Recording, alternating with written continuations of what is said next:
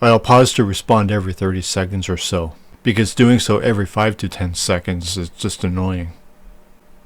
Which is the context for procreation, for the building of the nuclear family. What about people that get married that don't have kids? Are you opposed to that? What if they get married, they decide, you know what, we don't need kids, I'm going to get fixed.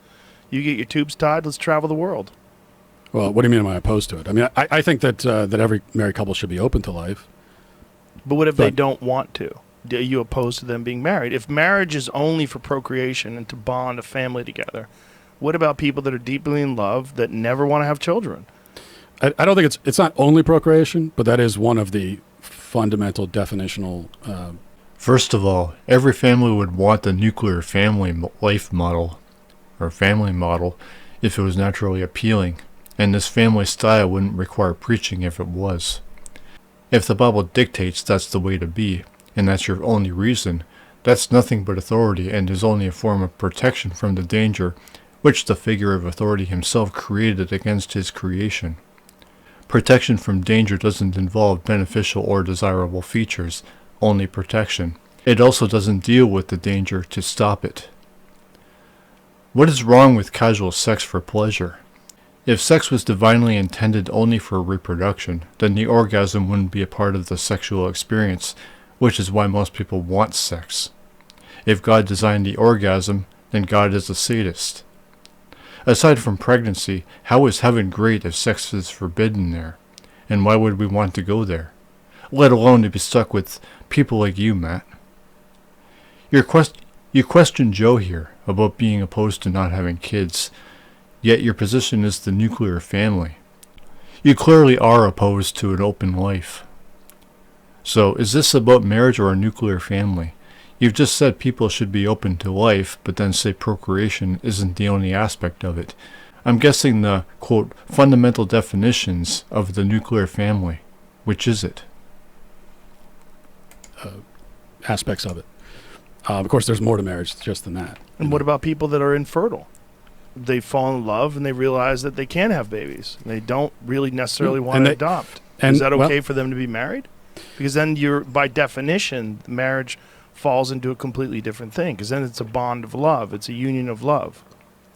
Sure. I mean, that doesn't change the nature of marriage, though. It's a little bit like I say that. What's the definition of a woman? Well, a woman is someone who, by her nature, can conceive children in her womb and bear children.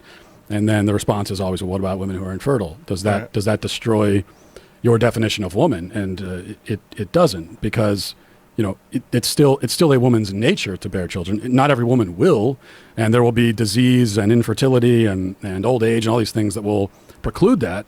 But it's still of her nature to do so. And I would say the same thing for marriage. I mean, it is natural in a marriage for procreation to occur. It's not always going to happen in reality, though. But that's still one of the natural functions of marriage. And married couples who can't conceive children, there are other ways to be parents. There's more to marriage than what? What is the nature of marriage, and why do you insist on dictating the grounds of this institution? If divinity is the nature of marriage, shouldn't you be leaving God to deal with it? The definition of woman is irrelevant because the term only describes the anatomical difference. Who are you to determine what marriage is or what it's about? Marriage doesn't magically fix a woman or somehow make children legitimate. It only appeases God. Or I guess I should say you fundamentalist Christians, because you're the ones who vocalize this tradition and support political interference. I don't understand the importance of marriage if it doesn't change the reality of a woman's infertility. You mentioned the nature of marriage and also the nature of women, when obviously nature doesn't grant anything. Like adoption, for example. If they want to. Right, sure. But if people want to be married and don't want to ever have children, are you opposed to them being married? Well, I wouldn't advocate a law that would prevent it. But would it change the definition of what their marriage is to you because they don't want to have a family? They just want to have a loving bond? I think this would be a couple that is rejecting one of the fundamental aspects of marriage, and that they should be open to life. I would hope that in the future they would be, but But isn't that just a personal choice? I mean, you can have a very fulfilling life if you just follow your pursuits and your dreams and your interests, and you find someone that shares those interests with you and you share time together. It's very fulfilling and loving. Yeah, it's a personal choice. What are the functions of marriage? What's the point of mentioning something's nature when alternatives are required because women's nature doesn't protect them from such problems as infertility? You say the woman's nature is procreation, while not all women are able to, while marriage is not a remedy for it. So you're going as far to say it's your opinion that women who cannot procreate shouldn't be married? I don't believe in marriage, but I would never fucking say nobody should not be, for whatever reason, especially something they have no control over. Yeah, I don't even know what to say about that, other than that you're psychotic. They are rejecting the ideal of marriage as prescribed by you? As prescribed by you, just because you say procreation is such? You're quite full of yourself, aren't you, Matt? Joe doesn't seem to understand that Mr. Walsh's thing isn't about indulgence or enjoying life, but procreation. Matt has only spoken about the nature of women and marriage. Yeah, Matt doesn't give a fuck about life. And that I'm not advocating for like a law. It's that only says obvious. If you're married, you have to have X number of kids. But then why are you opposed to two gay people doing that? Well, because again, it's not about choice. It's about what this institution, marriage is an institution, and what is it, and what purpose does it serve? And I do not agree with tearing down or changing this definition, especially because the people who have changed the definition haven't come up with a new one. So they say, well, that's not what marriage is. So for thousands of years, we said marriage is the procreative union.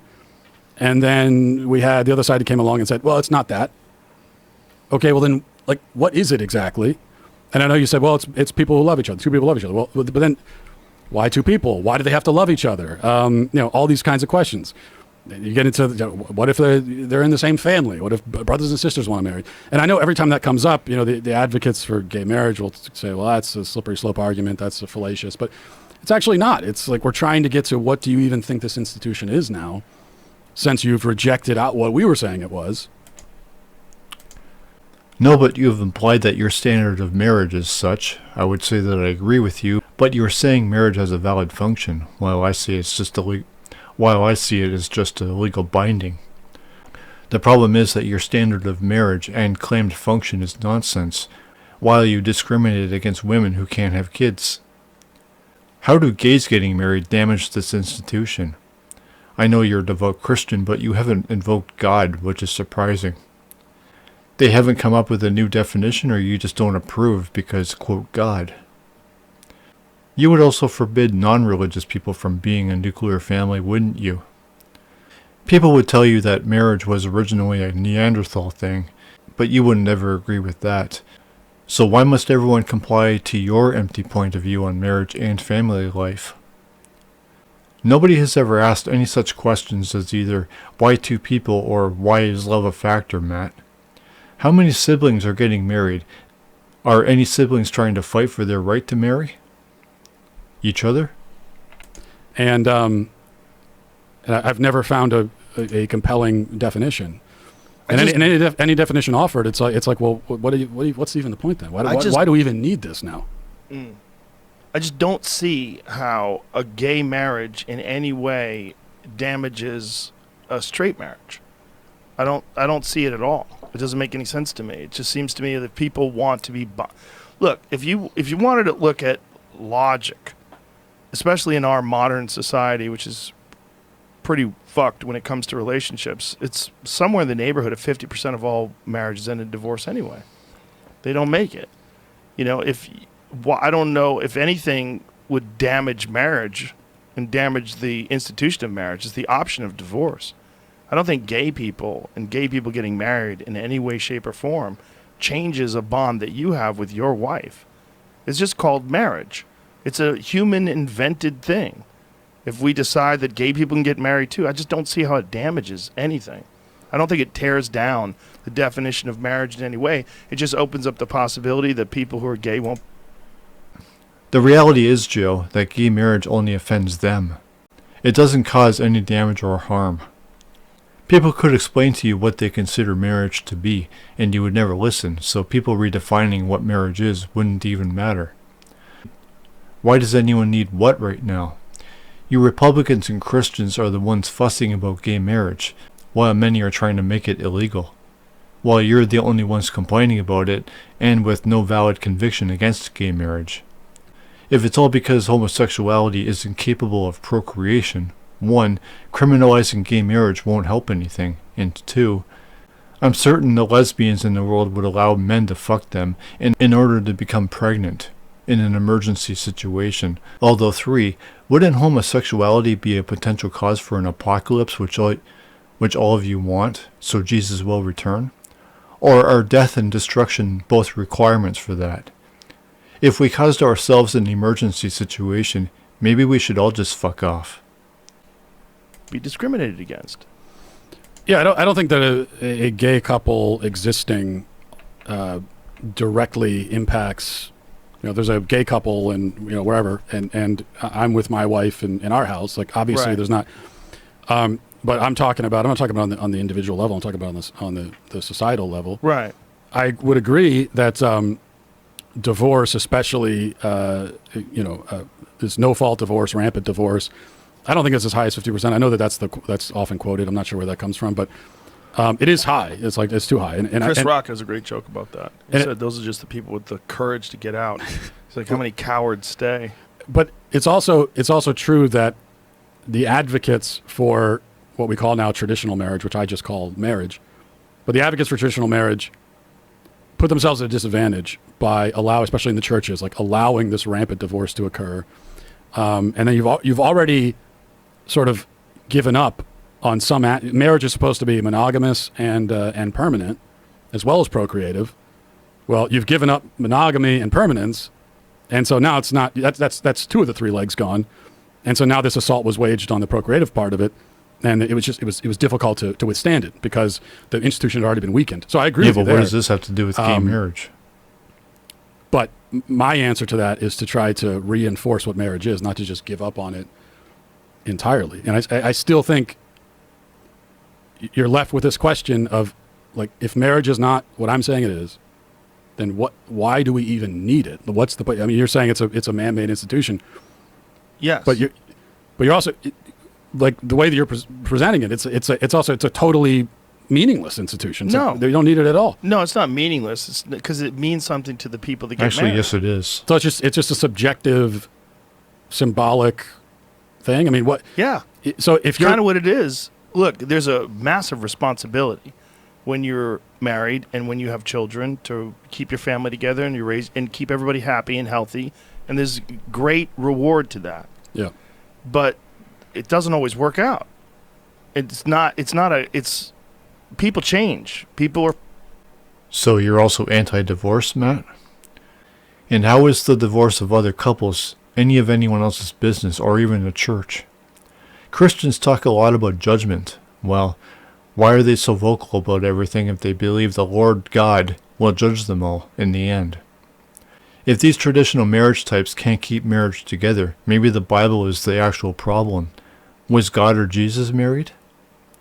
How is marriage a matter of need? If marriage both can't guarantee anything or maintain anything, then, I don't fucking know. In response to Joe, to close this, marriage is only a legal binding. The self-infliction of causing one's own expensive and complication of ending a faulty relationship.